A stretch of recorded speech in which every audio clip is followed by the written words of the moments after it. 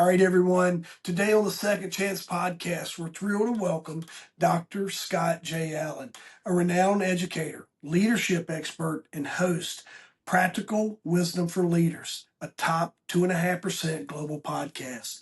Scott's journey is one of transformation, resilience, and the power of surrounding yourself with the right people. From struggling as a student to becoming a celebrated professor and thought leader, his story is proof that second chances can redefine your life and leadership. Get ready for some practical wisdom and inspiration. Maybe a few laughs. Me and this guy was dialing up some comedy as we were getting going. So we're gonna try to keep from breaking roll here in our serious podcast. Man, I'm serious. Like I try to read up as much as I can, but I'm excited, man. I love talking to just folks that are in the weeds of leadership and then walking with you on your journey. Cause listen, man, this is me just kind of rambling here. There's a kid out here. Someone who's been told, "Hey, man, you're not going to do this," or you're just a C student, and I think we're going to probably reach in and touch some people because, when you talk about that, your educational journey was its own second chance story of transformation. What was the pivotal moment or person who helped you change your identity as a student and believe in your potential? Yeah. Well, okay, so it's kind of the mid, it's the late 80s, it's the mid 80s. Jerry Seinfeld, speaking of comedy, has a hilarious bit of, what it was like to be a kid in the 70s and 80s. Yeah. And sometimes you were kind of like a raccoon that came back around every once in a while. So, it was a different time in some ways. And I struggled. I really, really struggled in school, and I didn't necessarily have the teachers and the guidance to kind of get straightened out. And it's hilarious too. I mean, I even laugh about some of these things. I mean, I think I probably have or had ADHD. I've never been diagnosed, but it's hilarious because when I reflect back on like what my lunch was, it was just like a bunch of red number five, whatever had red number five in it, a Snickers bar, a Twinkie, some processed meat and cheese, a leaded Coke. Yeah. And then we wondered, why can't Scott Yeah. concentrate? Why is he- But he's fast. He's really the 600-yard dash. He crushes it. Why can't he concentrate in math class? But so it was a different time in that way. But I was this kid who was afraid to ask for help. I was Mm. a kid who I don't know that it had been modeled for my parents to pay all that much attention. I had some teachers along the way at unfortunate times. Like I'll never forget, I had this eighth grade teacher who's just about to retire. We're looking at Pythagorean's theorem. Numbers are becoming letters, and a squared plus b squared equals c squared. And I'm just getting further and further and further behind. And what's so interesting about this is that then kind of snowballs down, and I start to kind of create an identity that I'm not a good student, that I'm not smart, that I'm not intelligent. And that starts to kind of follow me.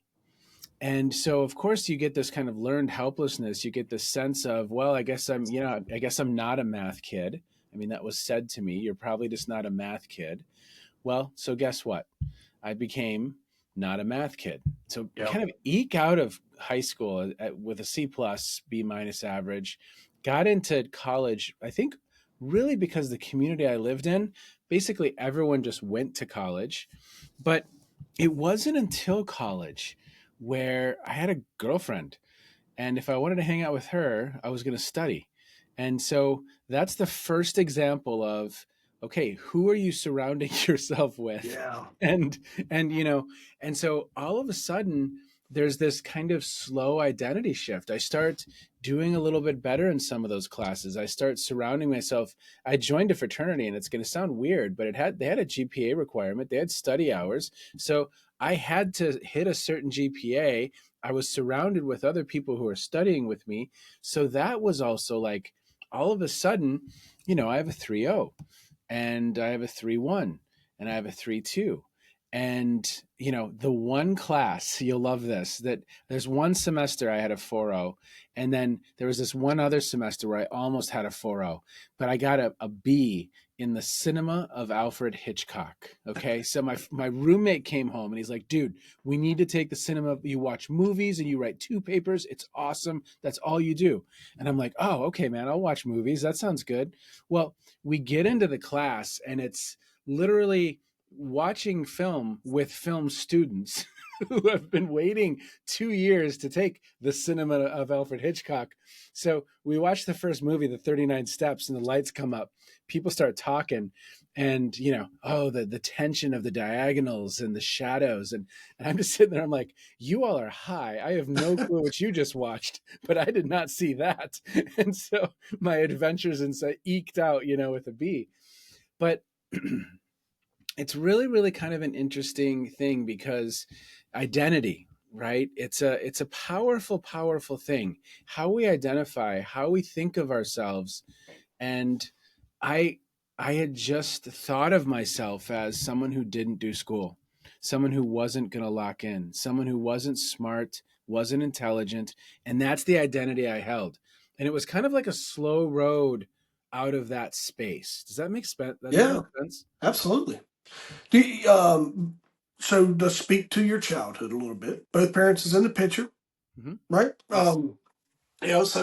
So mom and dad's in the picture, all those things, and we're working through math is when you I've done some work in disc, and what I've learned, and just working with my kids, they're 12 and 15 now, as the time we're recording this, but learning how to that they need to be talked to. Mm. The other thing I was going to ask you is, did you start school early? No, I didn't start school early. Yeah, Now, one interesting thing is that my parents were going through a divorce basically, beginning of sophomore year through distraction. senior year. Yeah, So, there's those dynamics that are happening as well, where kind of everyone's just in like not a healthy place, just kind of trying to survive and get through. So again, there kind of wasn't a lot of attention being paid on that dimension. And so I'll never forget. I mean, I barely got into general college at the University of Minnesota. My SAT scores were horrible. My ACT scores were horrible. But again, I carried around this identity of, well, I'm not a good student. I'm not. And it wasn't until kind of this slow road out of undergrad where, oh my gosh, I can get a 4.0. And it was the people I had surrounded myself who took a little bit of pride in their grades. I had a few professors who really invested in me and really cared and helped me start to see that I could do this work. But even still, I mean, it wasn't until I hit graduate school and did the PhD where I really hit my stride and just found my love for learning. But it was also, Jeff, like how I learn. So yeah, it's me so too. interesting too. Like my parents would say, hey, go up to your room and study. Well, if I do have ADHD, which I probably have some version of, and I don't know the definitions, ADD, ADHD, but they would say, go up in your room and study. And I mean, that was deafening to me. I just Yep. wilted in a quiet room all by myself. I couldn't concentrate. And it wasn't until college where I really kind of realized, like, for me to get into flow, for me to concentrate, I need people all around me, music blasting in my ears, a big cup of coffee, and then for some reason, I can focus. But, Yeah, yeah, right? yeah. No, and here, so power of people you're around. My son, he got to where he was at his preschool at the time. It's like a Montessori school, and they had mandatory nap time. And so we get a call. It's like, "Hey, son, don't want a nap." Da, da, da, da. And we're like, "Okay," And then finally, it was like, "Hey, he's starting to be disruptive. We got to figure something out here." So my wife, who's the scholar of the family, I'm the I teach a lot of skills like changing tires, when how to check the oil in the car. Right? That's That's these are my valuable. these are That's my needed. duties. But she's very like, and but she says, "Hey, how about we gonna bring some books? Will you let him read instead of take a nap?" They're like, "Oh." if you will. Dude, kid reads to the point we got a call one day, or I could go to pick him up. They're like, "Did he tell you what he's doing now?" We're like, "No." Like, well, he started his own reading group during this class's nap time. He goes next door and has a reading group with the kids that are struggling to read. He's like 4 or 5 years old. But so when you look, we screw that up because this is the way it is. You got to sit here and learn this math, and but figuring out how you need to learn, man. Yes, yes. And once I tapped into that, once I tapped into, okay, I need to be again, Pearl Jam jamming in my ears at the Yeah, time, or the Grateful Dead or something. People all around me, coffee shop, big huge cup of coffee, and kind of 20-minute spurts. So I will work on this for 20 minutes, take a little bit of a break, work on this for 20 minutes, work on this for, if you say you're going to work on this for the next 3 hours, study physics, I wilt. I can't do yeah, it. So for me, even when I kind of develop my design for the day, how I do my task list, it's like 30 things. But I just burst on those 30 things for 10, 15, 20 minutes, chunk it out a little bit each day. And I have a lot of energy for that. But if you said you're going to do this one thing all day today, I wilt.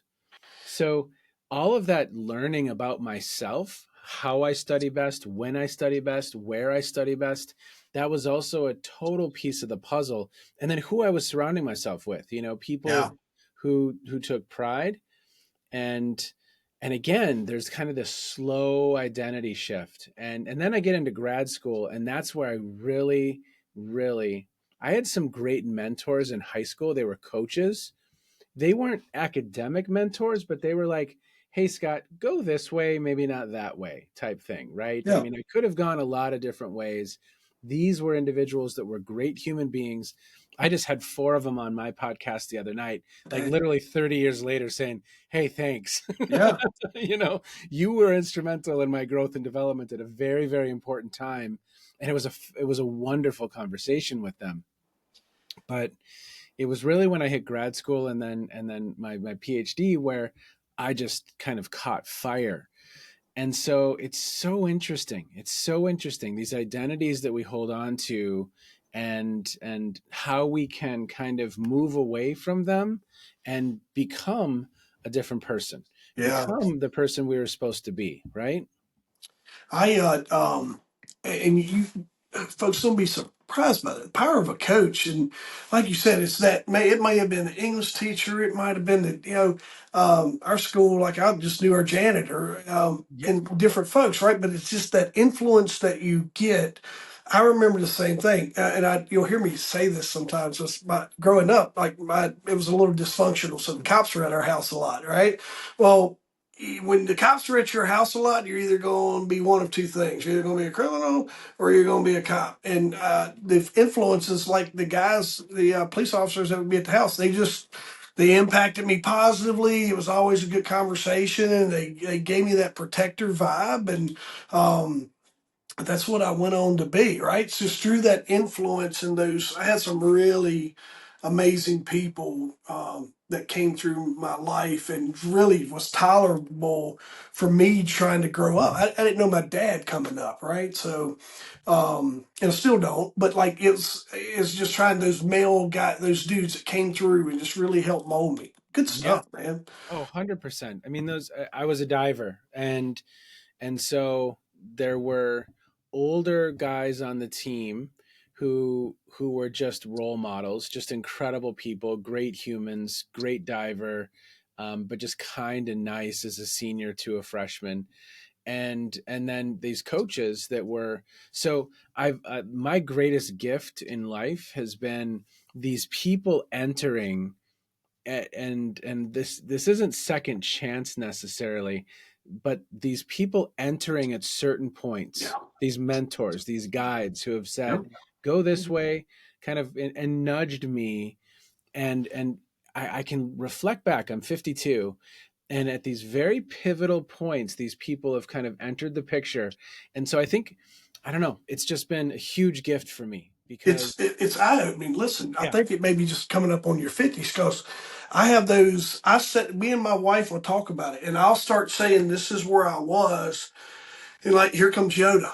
You know what I mean? Yep. Here comes Yoda, and I'm like, yeah, I'll go through the tunnel, and Tunnel. I, Oh shit, Darth Vader. yeah, yeah. Whoa, wait, that's me. Oh, crap. Yeah, yeah, but it was in Yeah. exactly what you're saying. And now I like when I'm speaking or I'm teaching or whatever, and I really tell people, pay attention. Eckhart Tolle does a book on this called The Power of Now. And Hmm. when you're in the moment and you're, whether it's a positive moment, a stress moment, but especially if you're being tested, to stop, pause, and say, all right, what am I trying to learn here? What's Yeah. life? What lesson? Because you're missing the lesson type thing. And Yes. man, after I started paying attention to that stuff, oh my goodness gracious, I call people now and I'm like, hey, you don't, you really made a difference. They're like, well, all I did was like bring you $5, and I'm like, yeah, but let me tell you what that $5 did ultimately. Um, it's absolutely crazy when you sit down and really start looking at your moments. And I challenge our listeners to pay more attention, even no matter where you're at in life. Like really start paying attention to your moments and the people that come in. Yeah. And I think at times it can be easy to kind of discredit some of those people or not see the potential. It can be easy to um, kind of in some ways. I mean, the phrase I'm thinking of right now, and it's not the right one, but like not let them in, so to speak. Like I have a mentor right now, and I had a podcast, and this mentor was a listener, and he was like, "Hey, I want to talk." So it could have been easy for me to kind of blow that off, but I was like, "Sure, let's have a conversation." And it turned out that every couple of weeks I have a conversation with this gentleman, and it's been awesome. It's been incredible. So sometimes these individuals show up from some interesting places that you wouldn't necessarily expect, and of course, there's people that show up that it doesn't lead to something. But it's just that's been my greatest gift, because then I got to graduate school. um, Kind of found out in college, undergrad, I'm like, oh, I can do this. I kind of like this. Especially my degree was marriage and family therapy, so again, think about kind of my last 3 years of high school. What does a healthy family look like? What's entailed in that work? So that's why it was called family social science. So kind of in between psychology and sociology, family. And I loved it. It was incredible because I learned a ton and did fairly well. I think I graduated like a 3.3. It wasn't out of this world, but it was a heck of a lot better than where I'd been. Yeah, And then got to grad school and just had two fantastic mentors. In fact, I did the PhD because her name is Brenda. Brenda Gardner said, "Look, I think you could do a PhD. You're cut out for this. You love this." And I was just like, then I caught fire. And then a vision was kind of painted in my mind. I tapped into this topic that I loved, because that was another thing. I may not have been really studying what I loved in high school. I chemistry wasn't kind of turning me on, so to speak. But um, once I got into the topics that I love, I just had jet fuel for it, and was yeah, absolutely passionate about the topic of leadership. So then I get into the PhD, more mentors enter the picture, incredible human beings, and I'm kind of off to the races. So these folks have kind of like entered the picture and shifted and shaped and guided, and that's been my greatest gift. And my wife would be one of those yeah, individuals. I mean, you yeah. spoke Same. about your wife. My wife would be another one of those individuals Yeah, where she showed up and, she talk about, Yoda, she's a Jedi yeah. and she just gently guides. Patience, lots of patience. Oh man, here's what I heard, and man, once you got out of the hometown, Mm, it's like you lit off, like someone mm, lit that fire, and maybe it was the hometown telling you you were everything that you knew you weren't, that gave yep. you that drive and motivation too. But there's a few people, Bedros Keuilians, who I heard it from. You're going to be a product of the five people you let in your life. Yeah. And Yeah. for the last 20 minutes, that is all you have said, is talked about the right people, the right people, the right people. Folks, if you haven't taken anything away, from this so far. It's like do an evaluation of who you're letting in your life. If you're broke, it's because you might be hanging out with broke people. If you're frustrated all the time, maybe you're hanging out with those folks that are emotionally draining you, man. And then is if you're struggling academically, it's because you may be finding some people who's planting those little seeds. And that's the other thing I was going to tell you, man, is you had some folks planting some negative seeds, and then you found people that it's as soon as it took, they started planting positive seeds. You can do it. Why aren't you doing this, Scott? Yeah. Go do this. Go do this. Yeah. And they didn't tell you no. Doesn't and they didn't say you can't do it. Just way different mentalities, man. Oh, 100%. And I think I we're all kind of dropped on this planet, and yeah, I kind of have for some reason this image of a labyrinth in my mind.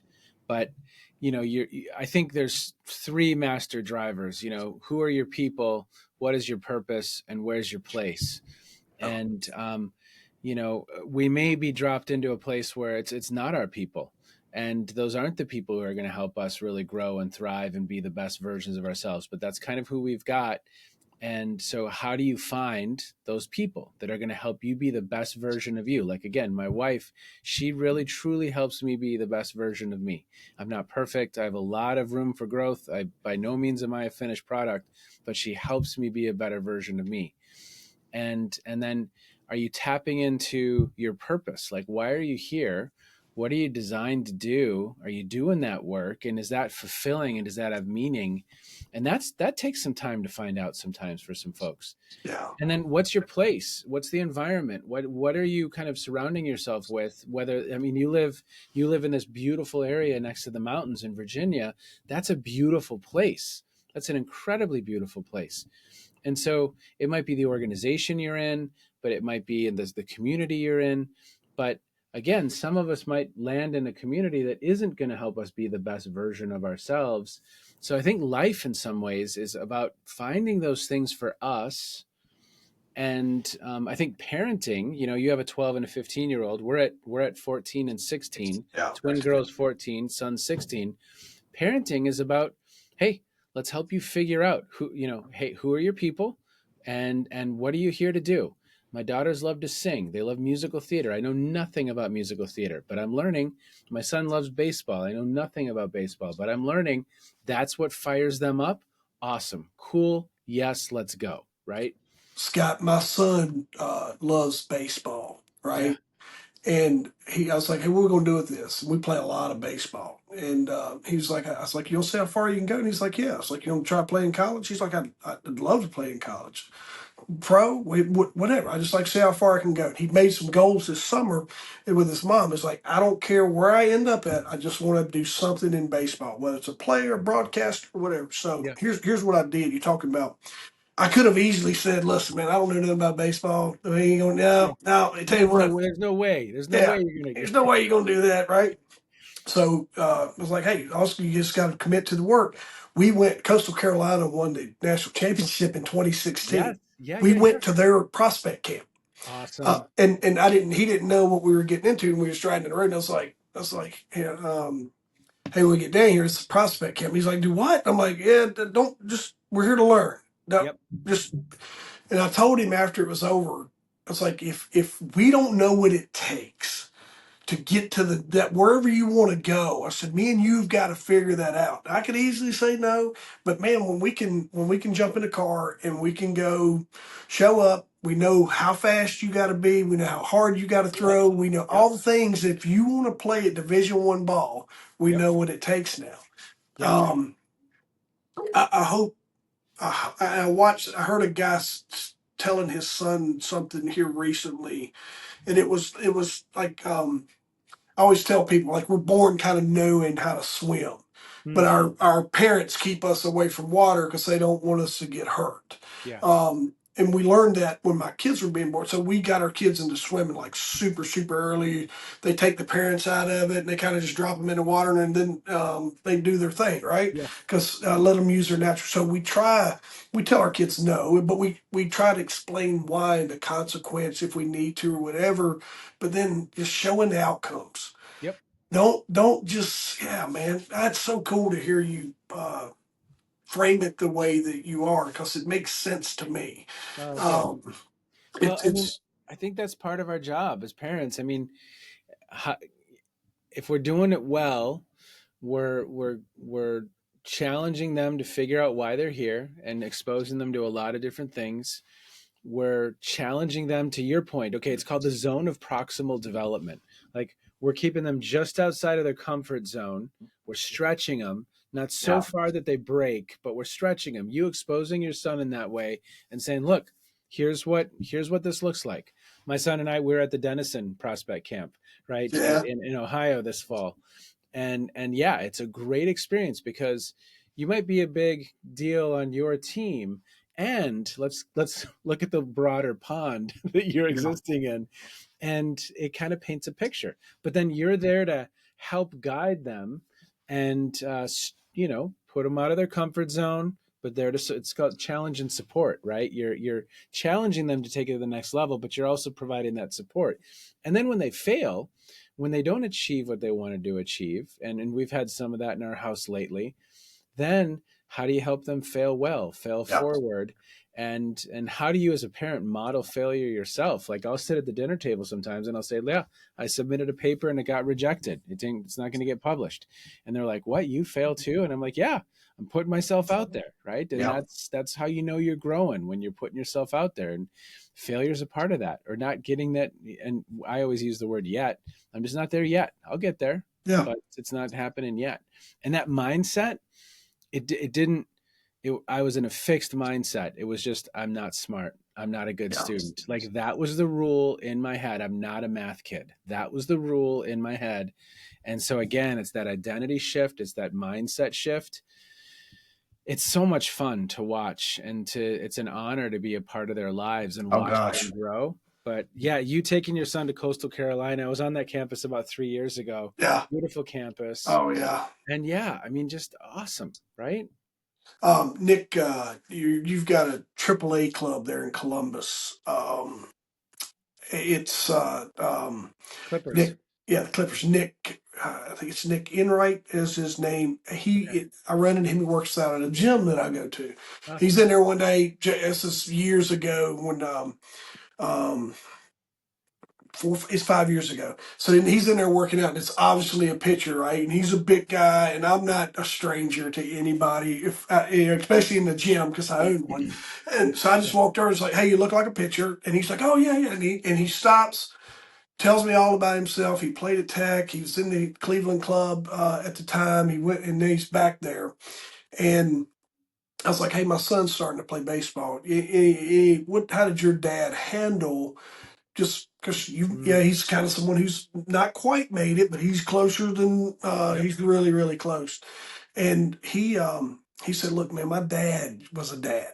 And he's like, "My dad got me to camps, he got me coaches, he got me the things that I needed, helped me position him." He says, "But he says, probably the biggest thing I could tell you, my dad was just there to support me and be a dad, not really be that grinding coach Yeah. that, yeah, you can do." So we Oh don't do man. that either. Yeah, the pressure that I watch some of the parents put on their kids. The kid makes a mistake and they immediately look over at the parent, and the Yeah. parent's all agitated and mad. And it's in some ways been a blessing that I know nothing about baseball, because I'll ask stupid questions, right? Like, Yeah. so tell me what WAR is again, Yeah. and he gets frustrated with me.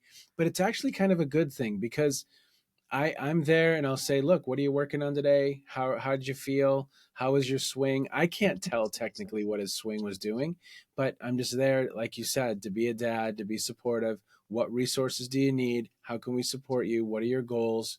And then, every once in a while we'll challenge the mindset, Yeah. but again, it's a gentle nudge. And yeah, I mean, it's a fun conversation. It really is. The parenting piece of it, but then also the mentor piece of it, and who are those guides? And again, I kind of see my son having some of those people entering into his life. He has a Yeah. coach right now that he Yeah. just loves. It's a click. It's awesome. He's learned a lot, and that's been my greatest gift, is those people that have entered the picture at seemingly like a film, just the right time. often. It's crazy. Mhm. It is absolutely, like I say, when you go back and you really start storyboarding those, ting, and you're like, why did this person enter here? Yeah. Did you do so much in leadership? And I'm kind of probably like you. Is there one person? Did you have that one? You're like, it's my guy Mm. or my girl. Did you have that one person that kind of influenced your leadership or your just what do you do now with that? Yeah, so my first job out of college, I had a boss. His name was Bob, and he basically hosted a book club on Thursday mornings at 7 a.m. And we read this book called The Leadership Challenge, Mm, and that, like, as a 22-year-old, was the first time I was like, oh my gosh, like leadership is something you can study. Leadership is something that people have researched, and and it wasn't an academic book, but it's in its like seventh edition now. These gentlemen have been writing it for 40 years. It's a great book, Leadership Challenge, and just foundational. And I that's where I tapped into the topic. I was like, I'm in. Let's go. There's jet fuel for this topic. I just had endless energy to learn more and more about it, and still do. As I talk, and you know this, well, the awesome thing about having a podcast is that you're kind of systematizing your own learning by talking with people who know more about something than you do. yeah, And I'm talking with people who are kicking my butt every week because they know a heck of a lot more about the topic than I do. And I'm just kind of along for the ride and I'm learning.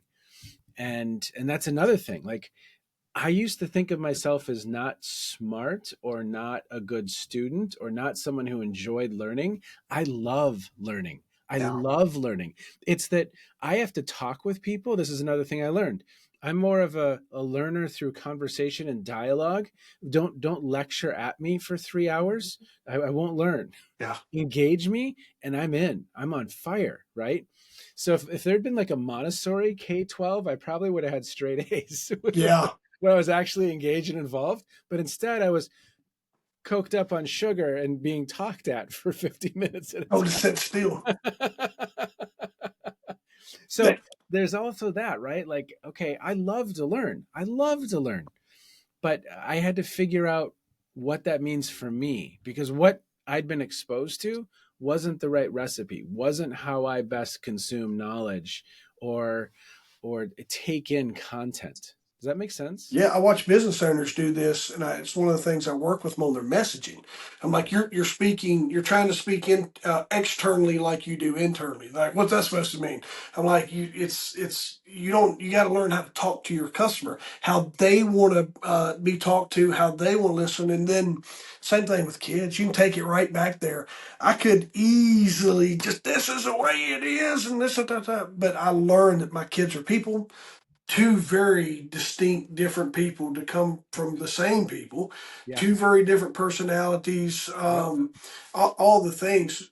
Absolutely, dude. Well, and that's why I love the topic of your podcast, where let's like second chance, where it's in a different way of thinking about this topic and your story, what little I know of it. There's a chance that you also have to set new patterns, Yeah. put new things into motion, um, not repeat some things that maybe you Change, were. Scott. Change Yeah. directions when you need Yep. to. Don't you ain't Yep. got to keep going down the same hole. Yep. Yeah. Yep. Exactly. And so, I mean, that's been so much fun for me, is starting new traditions with my family. Again, I told you we love comedy, and we will go to comedy shows and we watch SNL Sunday mornings because my daughters went to improv camp last summer. They just That's love so awesome. comedy, right? And so starting some of those new traditions, and so I mean, again, I just have great respect for what you're doing because, yeah, second chance. Not that I have a second chance as a parent, but there is another chance to create a new narrative or a new Yeah. storyline, right? We call it breaking curses. You'll see a shirt that I wear when I speak. It's got break the curse on the back, and it's breaking the curse kind of in my upbringing. But even for you, man, your kids haven't been told that they are not academically capable in any capacity because of your experience, and their second chance is being able to not see a ceiling whatsoever. Yeah. Well, and have you ever read the book Mindset? Have you heard of it? Yeah. Carol Dweck. Yep. So she's a psychologist at Stanford, growth mindset, fixed mindset. It's an incredible book for listeners. Fundamentally shift how you think about parenting, how you think about leading, how you think about life. But yes, there's this really, really important word in her work, and that word is yet. I Yeah. haven't figured it out yet. Yet. So my children, just like any other kids, they struggle with certain topics, struggle with certain teachers, and the conversation is you're probably not a math kid. That's not what we're saying. We're saying you haven't figured it out yet. You'll get there. You Yeah. can do this. We will help you. And then my wife and I spend a lot of time when we walk talking about, okay, what are the experiments we can run to help nudge my daughter, Same. help nudge my son, and help them get that win. So again, they develop the identity of, oh, this is just another challenge. I can overcome it. I have the skills and abilities and the knowledge. And that's how we build resilience in our kids versus, them kind of shutting down, right? Yeah, absolutely, man. It's folks, rewind that part and listen to that again. Go back 2 minutes and listen to what Scott says there, because there's so much power in what you just said. And you know, most of us want to help, right? You're going to find there's bad people in the world. I've dealt with them, but most everyday people, if you get lost, they want to give you direction. All those things, and one of the biggest things we can do, parents, mentors, all those things, is help, but then trying to help in the right way. And I have friends that'll connect with me and trying to have a conversation or whatever. That's the power of help outside of you. If you don't know how to do it, there's someone that can help mentor you so you don't mess that up. And Yep. we're learning this through podcast and just our ability for Scott and I to connect. This is our first time getting to know each other, like a lot of my guests are. Hopefully, the first of many conversations that we get to have. But you also, I want to make sure that folks know that you have your own podcast, Practical Wisdom for Leaders. Yep. If you look it up now, you're going to find phronesis. Did I say that right, Scott? You did, Uh, you did, yeah. It's Aristotle, it's Greek for practical wisdom. It's yeah. not a practical term for practical wisdom. Yeah, that's what we were talking about. I was rehearsing it before this show, and just joking about it. But like, it's like, hey, that's not an SEO friendly. Yeah, yeah, As no. your business coach here, Scott, as your business coach, we need to turn this around a little bit. We had, 100%. In fact, I've been getting that coaching quite a bit recently. Like, hey, lose this part. That's not in the search terms from Google. we Yeah, put it on the shirt. It'll be good. It'll be good on the apparel. yeah, Um, and we'll do it like with a little QR code so yeah, people can scan. But you have it focuses on leadership journeys. yeah. Is there you got inspiring little second chance that you've heard from a guest or an episode that you would like to point listeners to that would be impactful? Oh my gosh, second chance. Okay, so there is a woman, I've had her on twice. Sarah Safari is her name. She's Iranian American. She is a climber, and her goal was to climb the highest peak on all the continents. And so for each foot that she climbs, she raises $1 for these young women in Tibet. And it's just a fascinating story. There's Goodness. actually a Netflix documentary about this, but one of the times she was climbing Everest, I think that was her last peak, was Everest. There was a huge earthquake and that really kind of devastated Kathmandu and killed a lot of people on the mountain Yeah. on Everest. She was literally on a ladder climbing up to Camp 2, I believe, and stranded there for a few days. So she went back And in the second episode with her talking about when she went back to Everest, there was COVID in between here, so she couldn't go. But the second episode is just incredible, and literally, I was crying as she was telling the story. I could cry right now, like just thinking about it. But so that for me are two episodes, because you kind of get the precursor and then you kind of get the conclusion of the story, and both are just really powerful. And then underlying all of this is the good that she's doing in the world, and trying to keep some of these young women out of the sex trade, Yeah, trying to make sure they're educated. And it's fascinating. So we'll check it out. that's one that comes to mind. Sarah Yeah. Safari.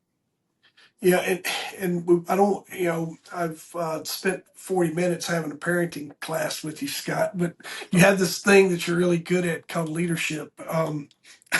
But you're passionate about the future of work and leader development. How do you think second chances in leadership, such as bouncing back from failures, will become even more important in tomorrow's workforce?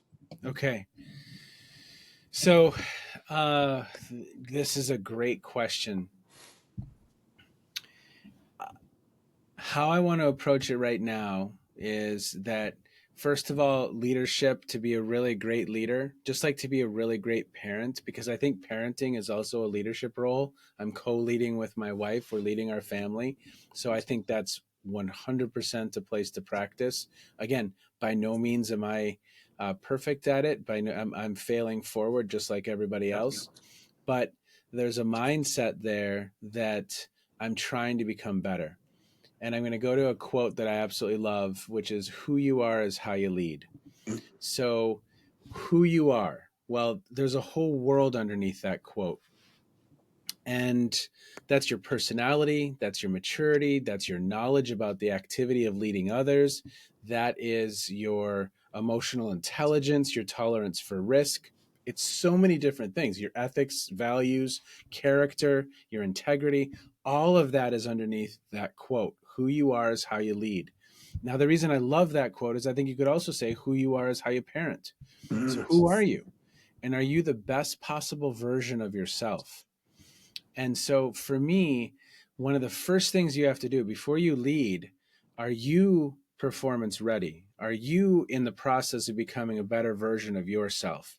Now, that could be in part your world, fitness, that could be yoga, that could be meditation. I see a psychologist every 2 weeks. I have a mentor I speak with every 2 weeks. Are you becoming a better version of yourself always?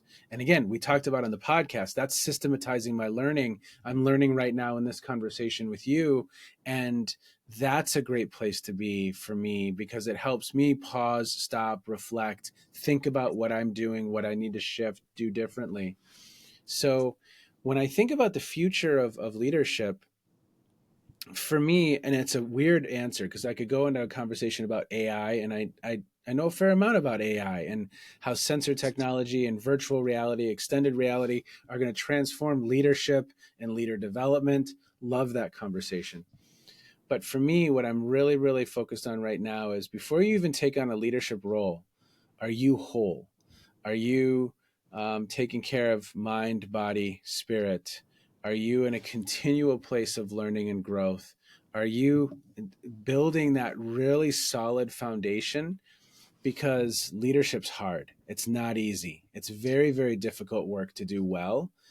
And one of the best things you can do is build in that kind of continuous improvement cycle from the beginning, so that just exists.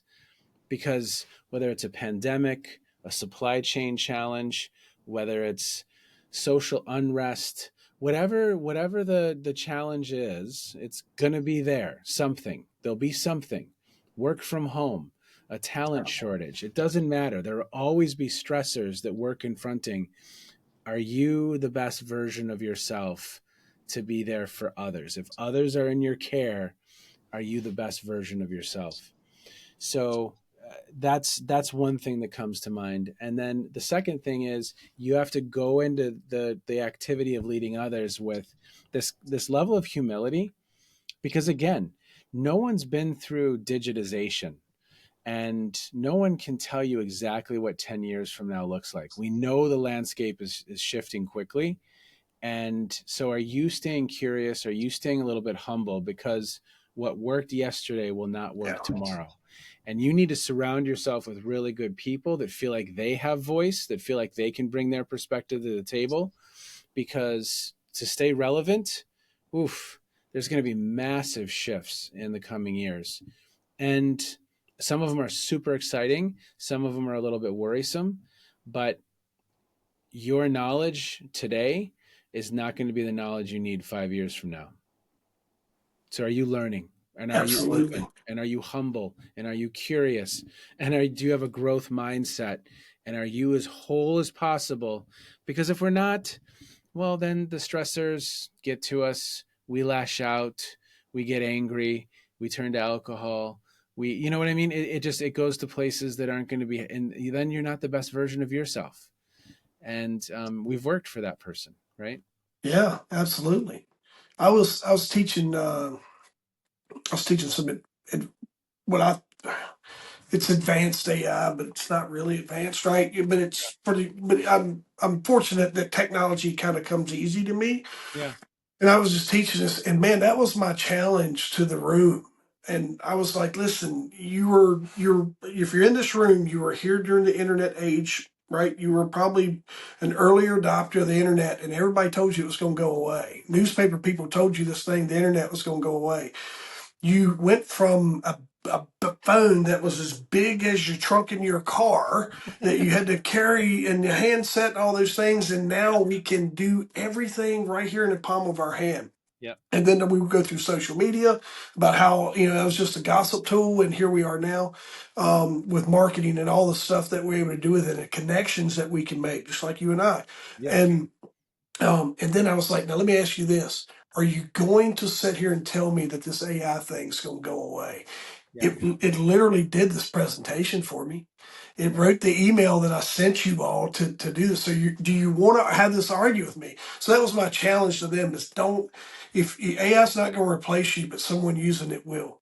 Yes. And just make sure that you embrace it, learn, find someone like me or Scott who's got just a little more knowledge than you. Ain't got to be an expert, but just find someone who's a little smarter than you that can show you how to use it and just be learning. And then once you get to that, use it to teach you Yeah. things that you don't know how to do. Oh, because I mean, the organizations I'm working with, the technology is transforming construction, it's transforming architecture, it's transforming healthcare, finance. I mean, we can just go down the list of these seismic shifts that are occurring, whether it's Amazon entering healthcare. Yeah. My wife just the other day, she was like, "Hey, I could call the Cleveland Clinic or I can get on with Amazon and see someone in like 20 minutes because they've streamlined healthcare and I just need a prescription for, something fairly simple. It Yep. was $39. Yeah, I'm going to do that versus having to deal with the hospital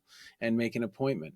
Well, all of those shifts, whether it's big tech or some of the startups or ed tech, health tech, gov tech. I mean, all these techs, insure tech, but it's really, really going to be interesting. And so I think we all have to be curious. We have to be humble. And I do a lot of work in the automotive industry. You know, Tesla entering and doing what they've done has totally shifted that industry fairly quickly Yeah. with the EVs and the self driving. I was in Phoenix, Scottsdale a week and a half ago, and a Waymo car with no one in it drove by my Lyft driver, put on its turn signal, and got into our lane. Yeah. No one was in the car. That was the first time I'd seen that. I'd heard of it. I knew it was happening, but I had not actually had the Waymo with no one in it actually pass my Lyft driver. And see, in So, my world, I think about, how much stuff I can get done sitting in there while that thing drives for me? I am a oh, productive machine. yes, 100%. 100%. And to your point, yes, I mean, we have these thinking partners now. I was with a friend of mine the other day who basically said, we pay every year in subscriptions, AI based tools, probably what one person's salary would be. Yeah. But what we can do from a marketing perspective, and uh, they can do incredible things pretty quickly, and they look pretty darn awesome. Of course, you need a human in the loop to augment, check, test, add, tweak.